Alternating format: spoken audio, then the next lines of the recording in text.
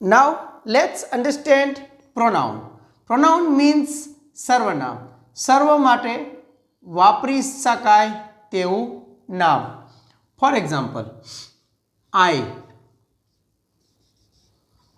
we,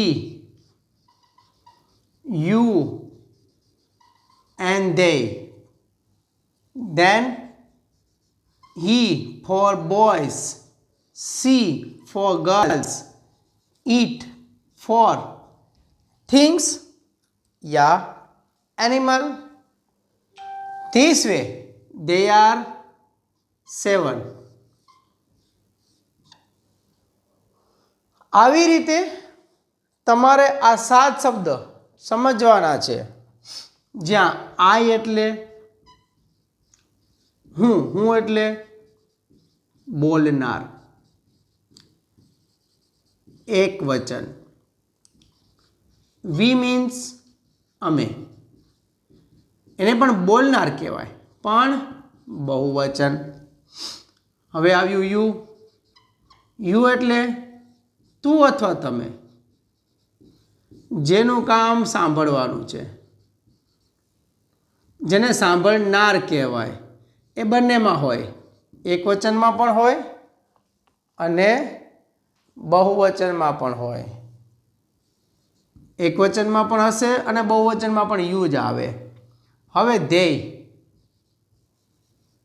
પહેલાં ગુજરાતી જુઓ. ધ્યેય એટલે તેઓ.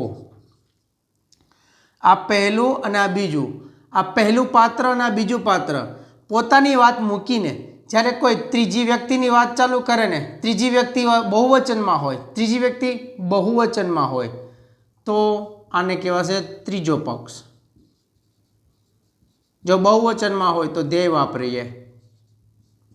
ફરીથી બોલું છું. બોલનાર સાંભળનાર, બોલનાર સાંભળનાર પોતાની વાતચીતમાં જ્યારે ત્રીજા પક્ષને ઇન્વોલ્વ કરે છે ને, અને એ ત્રીજો પક્ષ બહુવચનમાં હોય ને, તો ધ્યેય આવે. ધ્યેય એટલે તેઓ. હવે ત્રીજો પક્ષમાં છોકરો હોય તો હી, છોકરી હોય તો સી, વસ્તુ કે પ્રાણી હોય તો ઈટ. ત્રણેયનું ગુજરાતી તે. બનશે શું? ત્રીજો પક્ષ પણ એક વચન. So how is this information for you? Good, medium yeah very good? ઉપયોગી થશે, યાદ રાખી લેવા વિનંતી. Thank you. મળીએ જલ્દી નેક્સ્ટ વિડીયો